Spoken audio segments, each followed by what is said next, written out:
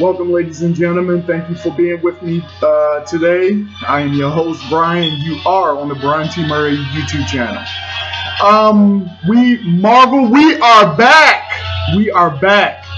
So, after I said in the Falcon and the Winter Soldier conclusion, I said that we would have the month of May off because Black Widow was originally scheduled for the month of May, but since COVID, Marvel has moved that movie back multiple times, even a year back.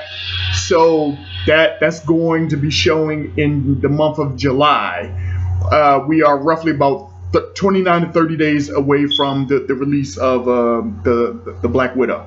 Okay. That said, in June we have the Loki series, and that's what we're going to review today. And a special tidbit: Disney Plus, Disney Plus, they are supposed to release Black Widow on their platform, Disney Plus, 90 days after the release.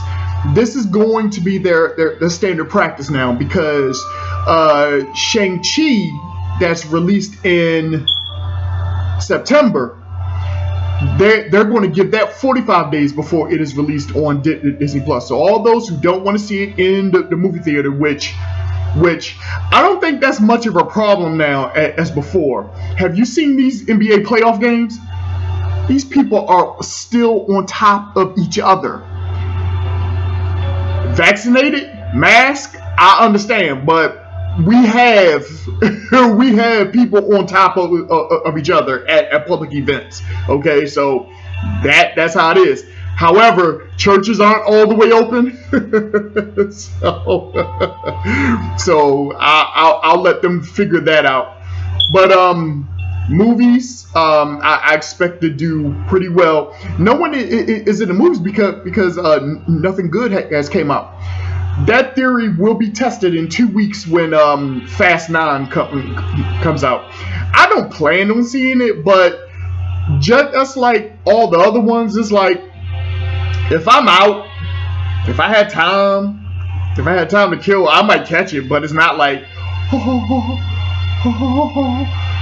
I must be fast to go see Fast 9. No. That has been going on for 20 years now for most people. I'm not one of them, you know. I mean, I'm happy for the franchise. You don't see a franchise that is the majority of color still doing it the way that they are doing it. So no. And that franchise has given many of people their start. That I said, the mass majority of people haven't even heard of Gal Gadot until the Fast and Furious franchise. Okay, so with that happening, when she came on there, everybody was like, "Yo, who's that?" So now she's doing her thing with AT&T and the Wonder Woman franchise. You know, that seems to be going very well for her. Not even to mention she is one of the most attractive people in the world. So that is really cool. You know, with all of that happening. So yeah, I'm happy to see Disney is getting back to normal. You know, in terms of their content, because it's like after people sat around for a year, they are ready for uber entertainment. there has been some pretty good quality content that has been released over the pandemic, but nah, we're ready to get in high gear. We are ready to get in high gear. And speaking of a high gear, WandaVision and the Falcon and the Winter Soldier did very well. In particular, WandaVision. But yeah, we're ready for like some supreme entertainment. So we have that. the NBA playoffs has just been outstanding. Outstanding. New word. Outstanding. The playoffs, the NBA playoffs has been outstanding. I mean, just amazing stuff almost every night. Okay? I'm glad to. I was never a Laker fan. I always respected them, but you know the Lakers are pretty much the Cowboys. Just they have a long lineage, a long history, and like it's their expectation to win every year. So when they got put out by Phoenix, I was like, yo, we're finally getting a new champion. Like, not like a thoroughbred champion, like somebody is going to become a champion for the first time, or a champion that has not been a champion for 40 years plus, much like when Golden State won their first championship in 40 years. So this is really good, man. I mean, people like fresh blood every now and again, much like the NCAA tournament. For us to not have Duke and the UK in the tournament, I thought that was pretty special. That was pretty special. And to see Baylor, I mean, like a serpent or like a bear, just hang around, and then at the end destroy GU the way that they did. Surely people had GU winning that. So yeah. So yeah, I'm just talking because we finally have some great entertainment, be it sports, now getting back into movies. The Disney events have been doing great. So yeah, this is really cool. This is really cool. So 7 minutes into this, let's get into this Loki review. Number one, I like how they picked up and started off where everything started in 2012. When you look back to 2012, from the Endgame movie, which was in 2017, part 2 was in 2018, I believe it, if I'm not mistaken. You see how they went back in time to get the Tesseract. And even in the movie, when Loki got his hands on the Tesseract and took himself away from the Stark Tower, I was like, okay, that is going to have to be addressed at some point. I did not know they had it already addressed 3 years later in this Loki series. So I like the fact that they kind of caught everybody up from that example, and they're picking right up where Loki banished himself. He banished himself to a place where he knows not. All he needed to know that he needed to get out of custody. So he is tracked down by the what is it? The Time Variant Agency. Yeah, the TVA. So he's taken into custody. I really think this is interesting, is because this one, I can see why people didn't lose their minds over episode 1. But if you're like me, you see the great potential that's in this storyline, even from episode 1. It's like you have an agency that has to monitor time. That concept really didn't come up in the comic books back in the 70s and 80s for me. So for them to thoroughly go through this, I was like, yo, this is good. This is good. So we have this. He's taken into custody. This is, I mean, he's in like for real custody, which Loki is not accustomed to. So that's pretty good. I like how they explained what the agency is via public announcement cartoon. It's like very basic concept. You have someone like Loki, through his actions, something that I have always understood about time.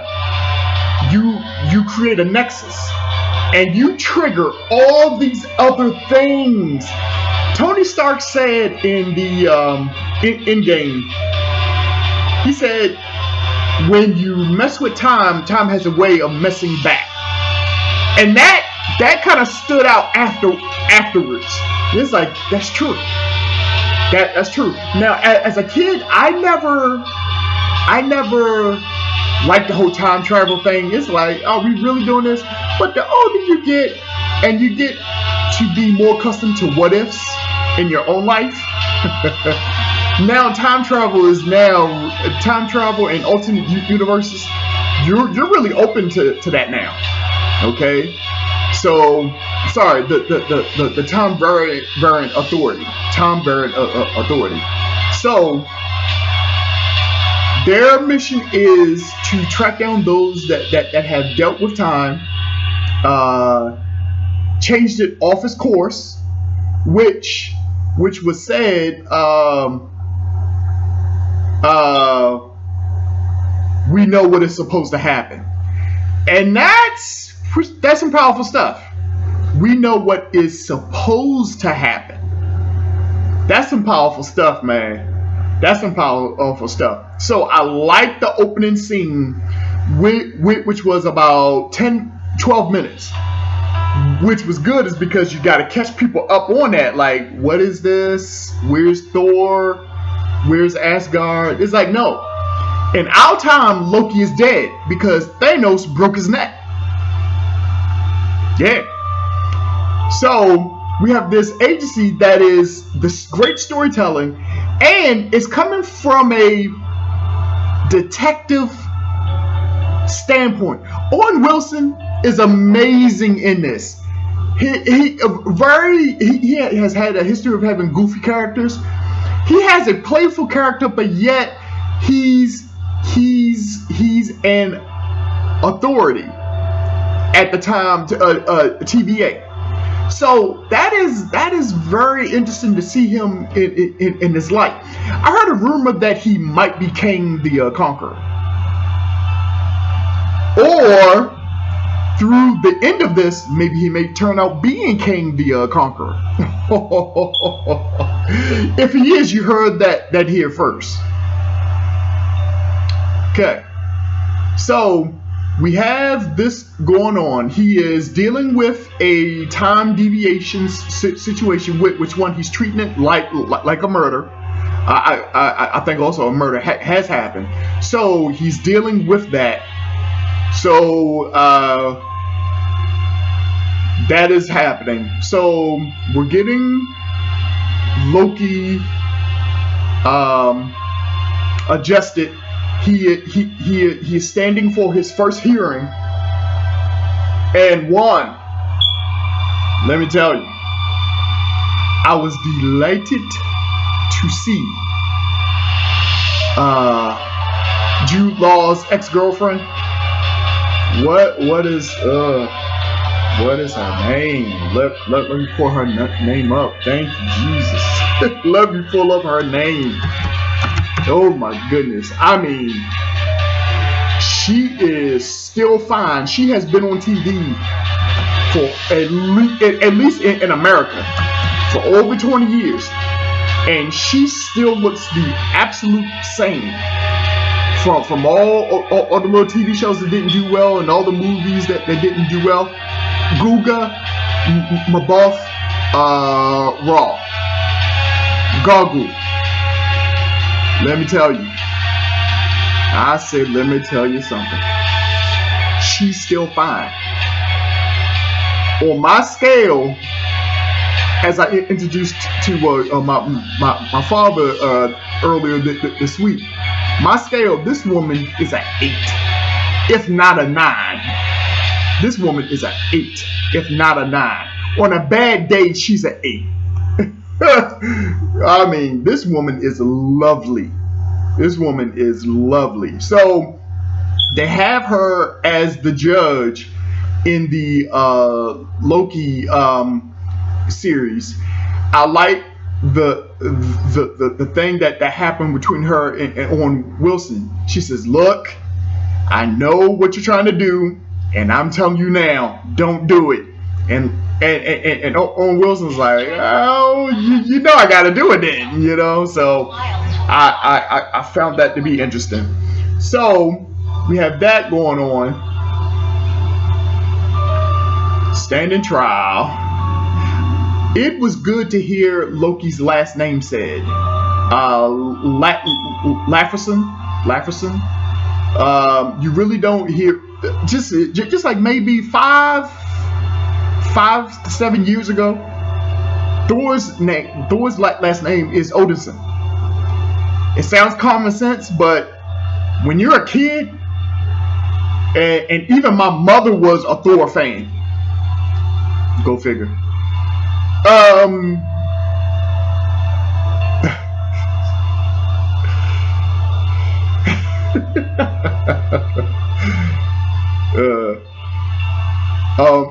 only knew Thor and Loki by their first names. It never dawned on me until 2015 that they had last names. Like, okay, I get it. That makes sense. Okay, we have that going on. Owen Wilson's character is explaining to Loki. Loki's still trying to get away. He's explaining. I like when he took him into the side room and tried to talk to him. Like, hey, let's talk. It's actually a interview. So we have this going on. Owen Wilson's character is pulling up. Now I keep saying Owen Wilson's character. Let's find out who he is. Mobius.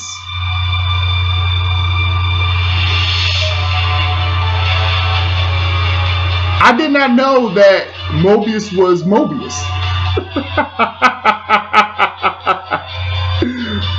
Oh, Mobius. Owen Wilson it just started, so I didn't know that. Mobius. Yeah.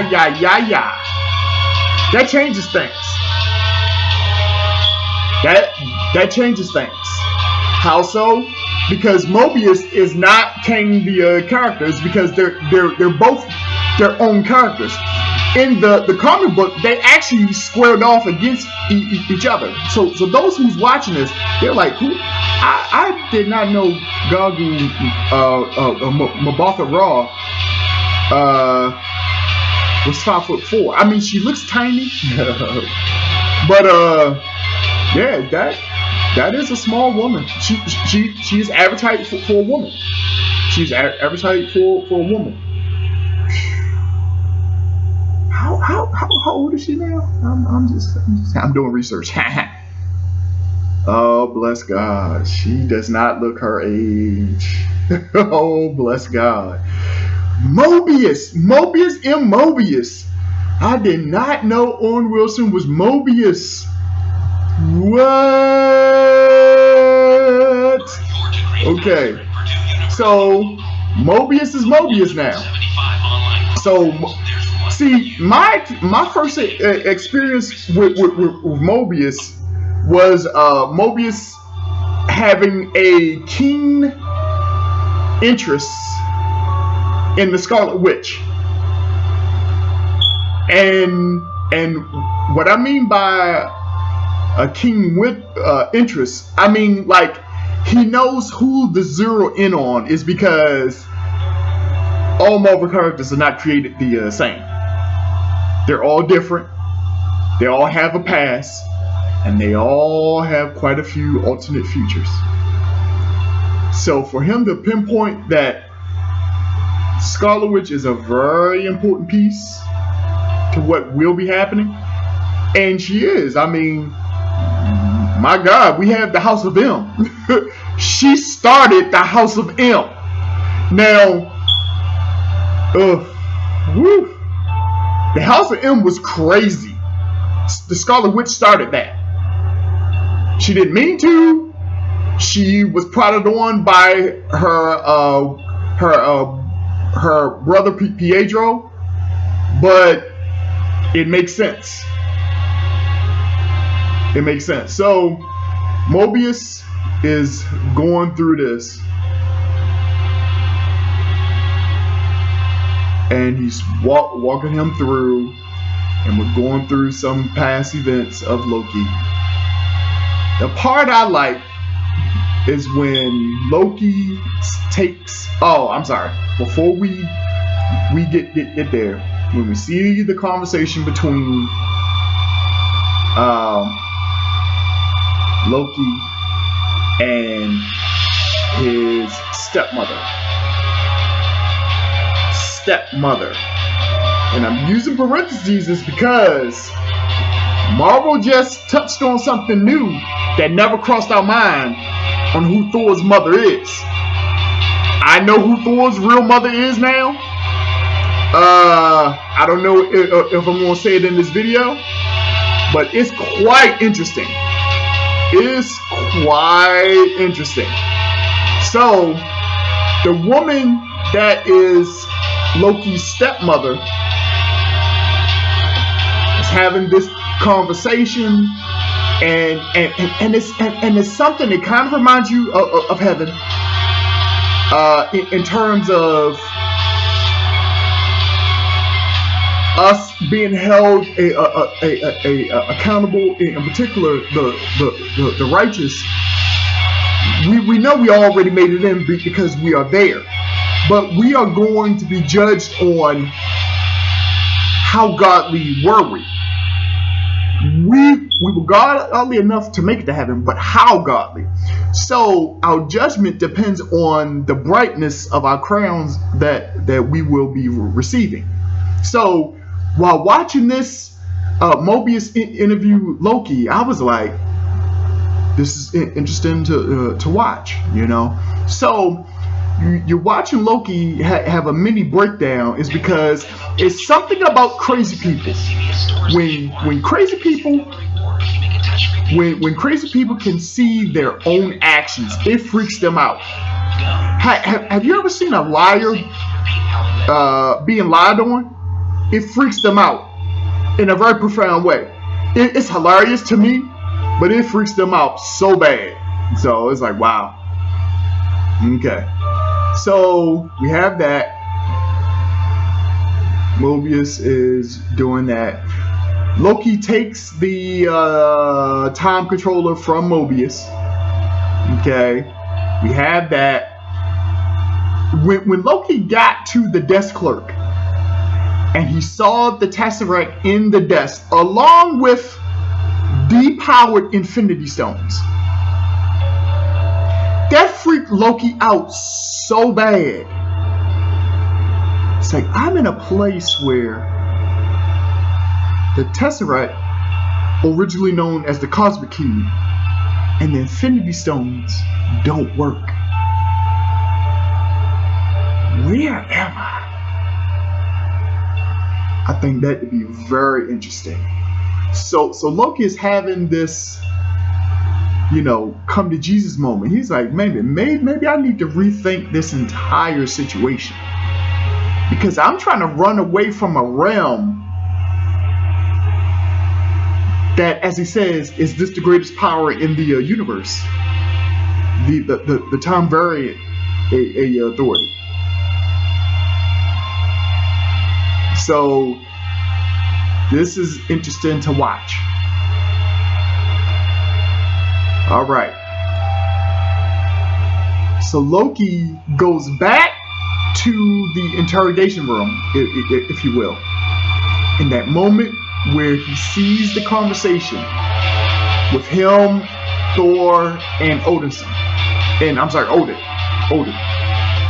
That freaks him out. But when he sees his last conversation with Thanos before you can hear his neck skull being crushed, Loki, the Lord of Mischief, I think he's all in now. Now, what makes this story interesting is what Mobius says to Loki, I need your help. Loki's like, you need my help? He says, I need your help.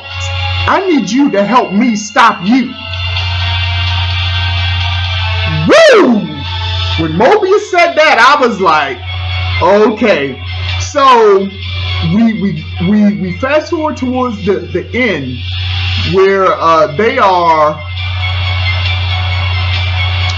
Does it matter where they are? It does matter, but I'm not going to say where they are. They are in Oklahoma, Salina, Oklahoma. What year is this? What year is this? They're in Salina, Oklahoma. I think it was the 19th century. Man, that line was cool. That line was cool. I need you to help me stop you. Yeah. 1858.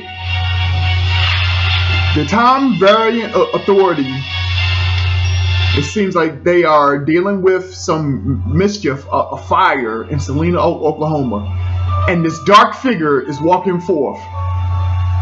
It suggests that it might be Loki from this timeline. So Mobius is like, look, the only way we can stop Loki is to get Loki, because Loki knows how, other than Thor and Stark and Hank Pym and Dr. Doom and the rest of them, only Loki knows how Loki thinks. And I like this ominous figure in the shadows. This was really cool. This was really cool. And he holds the lamp and he drops the lamp and then he sets everything on fire. Yeah. This is really cool. And he sets the Minutemen on fire. This is really cool. This is really cool.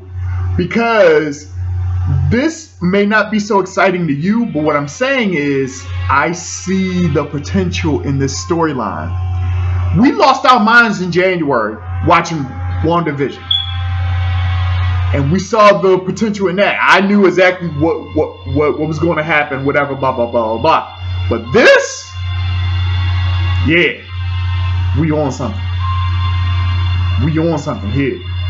We are on something here. So, all right, we're almost at the 30-minute mark. I just wanted to do my review for this and just fill you in on this, man.